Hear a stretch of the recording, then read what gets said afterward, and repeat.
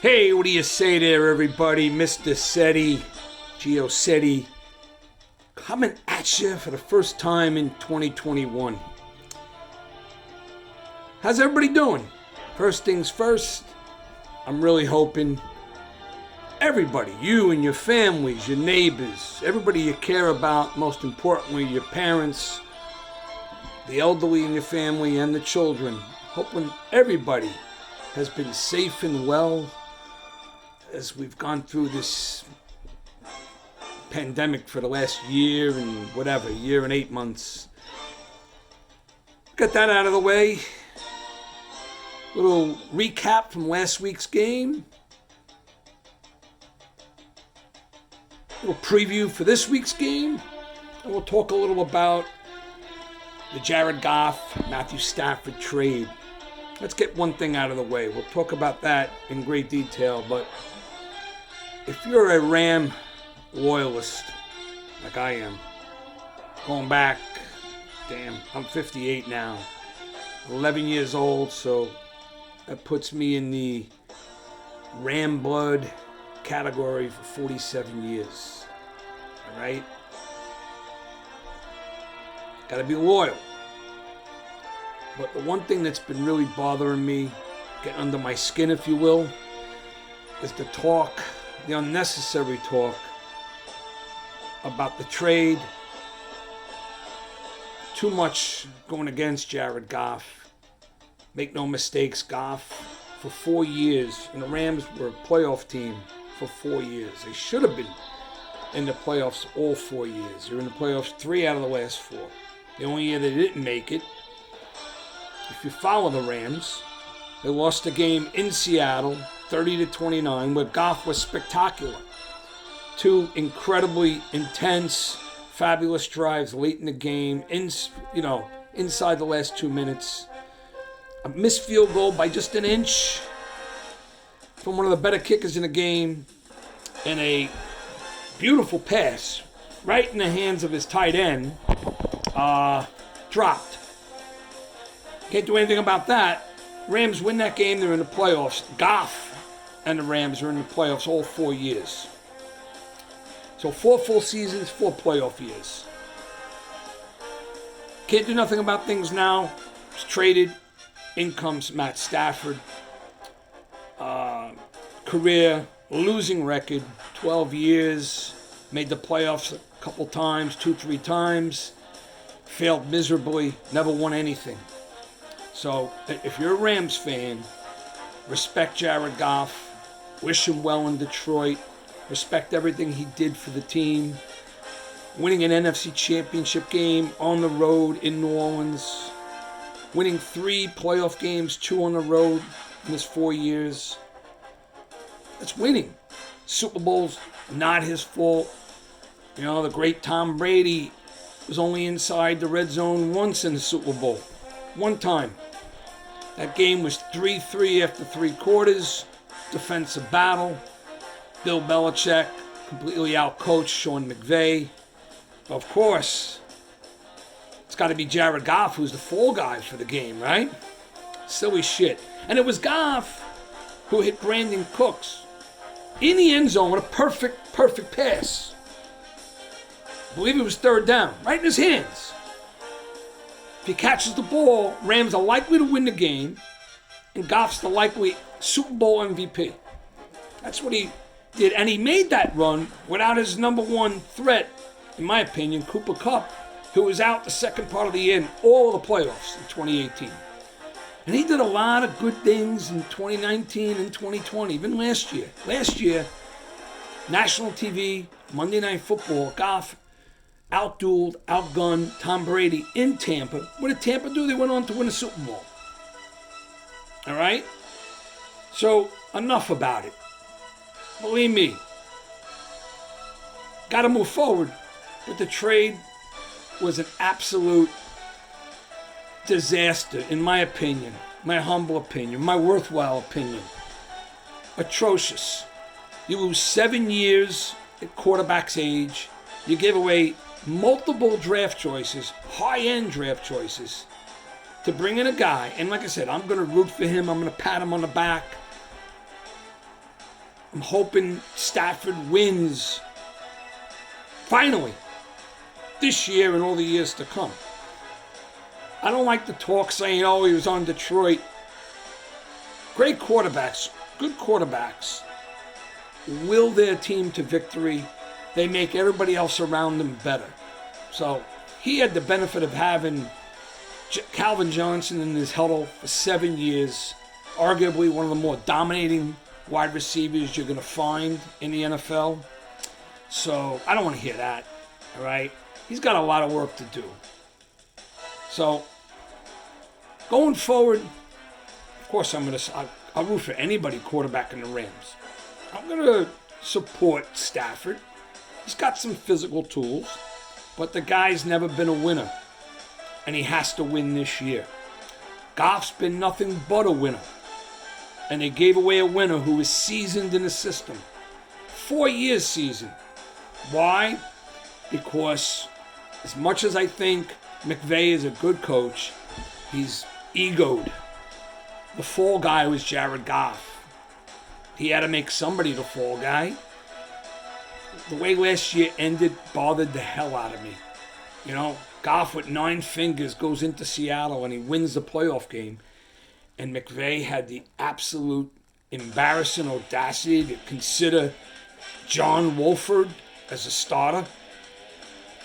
Freaking guy takes one NFL hit, he ends up in the hospital. And thank God that disaster is not going to be around this year, or, you know. So at least there's something by getting Stafford. I'm a believer, but I'll tell you the truth, cautiously optimistic, because Goff, proven winner, Stafford, nothing but a proven loser. Until those circumstances change, you gotta face reality as it is, not how you wish it was. So, let's talk a little about last week's game, and I'll offer a preview about the big game tomorrow at Indianapolis. Last week, nice opening win at home, 20-point win, but in a lot of ways, the talk after the game, it was sort of like a cakewalk. Again, it was all Stafford. Oh, his quarterback rating. Let me tell you something. If Goff was playing that game, same result. Okay? Plus the quarterback rating, it's one game. Goff had plenty of those games, spectacular games. Double the amount of effectiveness and statistically than what you saw opening day with Stafford. I mean, come on. The 2 big shots downfield, one guy wasn't covered within 5 to 7 yards, and the next one, the guy wasn't even covered. So you, your sister, your sister's cousin, your brother, any one of you could have made that pass and hit Cooper Kupp, who wasn't even covered. All right? Was I happy? Absolutely. Rams got a big win. But you know what? They played a good quality fourth quarter. Prior to that, they were giving up too much ground, too much, big holes defensively. The Bears were running the ball effectively. You knew the Rams were going to win. They overmatched the Bears. It was a cakewalk first game. But like I said, it's nice. We got our game going in the fourth quarter. I think we only had 6 rushes for 13 yards prior to the fourth quarter.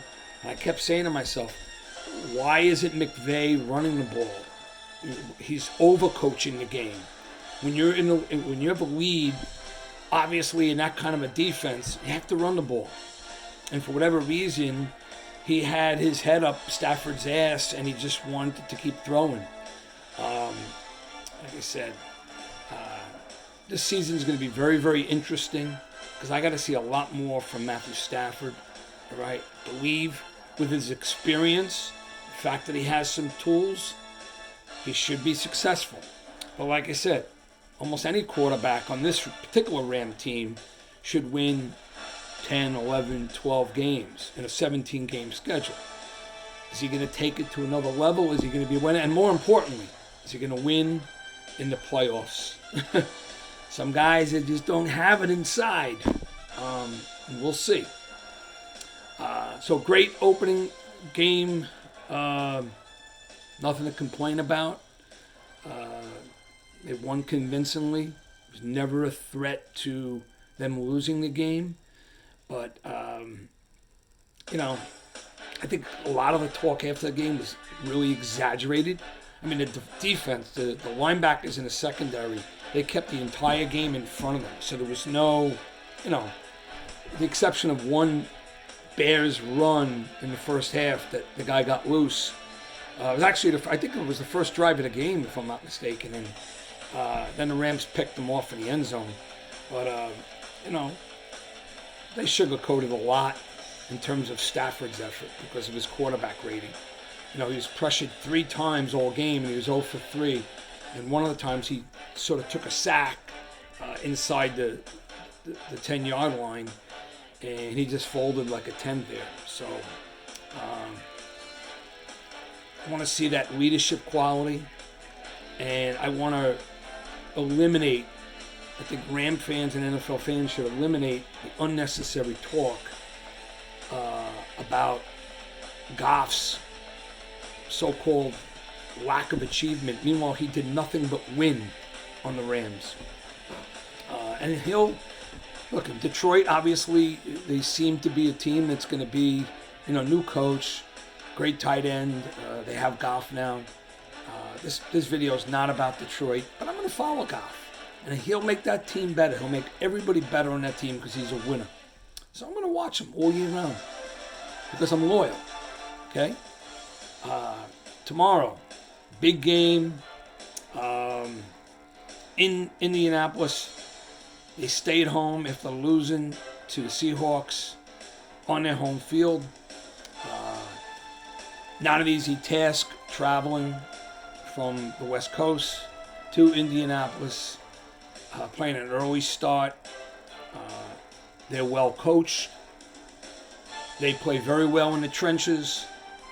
So, even though the Rams are favored, and from a roster perspective, they have the better team. But you know what? This game is going to be a fourth quarter game. I hope it's a blowout, but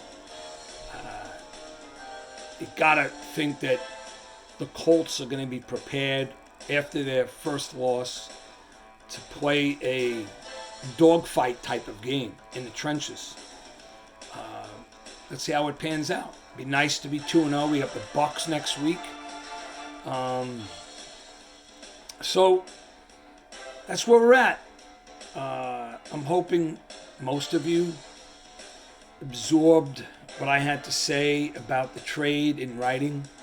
Again, I'm bothered by the unnecessary talk, repeating myself. Guy does nothing but lift the team, wins. Some guy named Tom Brady is the only quarterback who has more wins than Jared Goff over the last 4 years. 2017 through 2020. 4 years. He's also been the least sacked quarterback in the NFL. Who's right with him? Tom Brady. Conversely, I think the number is 103 sacks Goff's absorbed in 4 years. Guy like Russell Wilson, who everybody talks about, Russ is cooking. He's been sacked 189 times in 4 years. Gets sacked, it's almost like a turnover. You got to get rid of the football. Plus, to exhibit how tough Goff is. Did you ever once see Goff lying on a turf after a sack? No, not once. Gets up every single time. He's a game guy. You know what? Like I said, especially losing 7 years in age and being a loyal Ram fan, the trade, and even if Stafford ends up winning the next 2 Super Bowls, it's still not a good trade. Because you know what? I told you, it became an ego thing with McVay. It was beyond the football field. Goff in his 4th year wanted to do more of his own.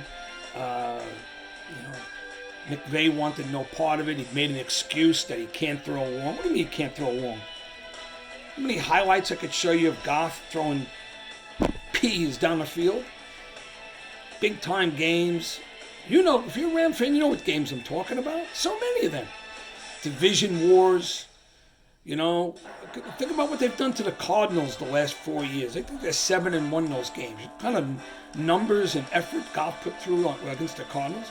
You may ask what happened against the 49ers. Well, I watched every down in those games. You know what happened in the last 2 years versus the 49ers? The Rams are 0-4. McVay was outcoached. There isn't a quarterback in the NFL, not one, who could execute the game plan as need be if he doesn't get the level of protection a quarterback needs to execute his game plan. Look what happened in the Super Bowl. Patrick Mahomes. You want to watch a game? Watch a guy get rattled? Watch a guy get dominated? Look what the Bucs did to Mahomes in the Super Bowl. Pretty talented guy, right? Hassled, hands in his face all game. What happened? Completed less than 50% of his passes, and they got blown out. That's what's happened when the Rams played the 49ers. I saw horrible line play, basically on both sides of the ball, especially the offensive line. And McVay being out-coached by Shanahan on the 49ers. But of course, McVay, Mr. Ego, he had to make Goff the fall guy. That's what bothers me, because I'm a loyalist. Like I said, yeah, am I moving forward? Yeah. I mean, you could put, be silly saying it, but you could put Bozo the Clown, the quarterback of the Rams, and I'd still root for him. I've been there, what I wrote in my piece. I've watched every Ram quarterback take the field since 1973, 74. All right, so all the losing years. And ironically, what happened when Warner brought us to the Super Bowl, look at the disrespect that happened then. When Mike Martz, Dick Vermeer retired, Mike Martz was the head coach. He had the audacity to bench Warner after he got injury and he was fine to play for Mark Bolger. How'd that pan out? Where's Mark Bolger? I hated that too. And what did Warner do? He went on to Arizona. He took Arizona to the Super Bowl. He had a number of great years, won multiple playoff games because he was a winner. He's also in the Hall of Fame now. I appreciate winners, appreciate loyalty. So you know what? I'm going to root for Stafford. I'm also going to root for Goff because Goff was one of our guys. Good guy on and off the field. Great talent. Young. He was the number one pick for a reason. And you know what? All you guys yapping, may not be this year, but Goff, he's going to bring the Lions to a place they've never been before. What are you going to say then? Okay? It's a team game, my friends. He's going to make his tight end one of the best in the league, Hockenson. Watch that this year. And Goff's going to have a great year. No doubt in 17 games, he'll probably have 35 to 40 touchdown passes. His completion percentage last year was the highest in his career. But McVay, he wrote him off like it was a bad debt. Like he had a personal vendetta against him. For what? Even last year he had great games. It still bothers me. So I got to get over the hump with this shit. I don't know if you feel the same way. But I'm going to embrace Stafford, give him a shot. Like I said, he should do well based on his experience and his arm talent. But the guy hasn't done jack shit. I saw a stat that made me fall over. In his career versus winning teams with winning records, he's 8-65. He was something like 2-20 versus the Packers in 11 years. It's kind of pathetic. That was his division rival. All right. I'm yapping along, but you know, I'm excited about tomorrow. I'm excited about this Ram team. Big loss with Cam Akers gone for the season. I think Cooper Kupp is going to have the type of year that's going to lift him to another level amongst the wide receivers in the NFL. I've always been a big fan of Cooper Kupp. A little prediction. I think Cooper Kupp this year, 100 catches, somewhere in the area of 1,500 to 1,700 yards, about 12 to 14, 15 scores. All right. Woods is going to have a great year too. And it's nice that Higbee is on his own now. Doesn't have Everett, who went over to Seattle. So we have a good tight end. Everything's in place offensively. Defensively, Aaron Donald and Jalen Ramsey, they'll lead the team. Looks like they're going to be very active at linebacker, on defensive line. I think with their defense, they'll be in every single game. So like I said, 10, 11 wins, not really much of an accomplishment. Now, if they go 15-2, 16-1, or 17-0, that's a different story. All right? If they go 16-1, 17-0, I'll stroke Stafford. They've got to win the playoffs. If they win a division, they win 13 or more games, and Stafford loses his first game in the playoffs. Matter of fact, anything less than a thrilling dogfight in the NFC Championship game is not a successful season. Do you agree? All right. Anyway, we got the Bucs next week. Tomorrow's Indianapolis Colts. We give you a 1, 2, 3 for a few let's goes. 1, 2, 3. Let's go! No one? Let's go! Let's go, baby! You take care. Brush your hair. Have a good Saturday night. And a great, great, great Sunday. Go Rams.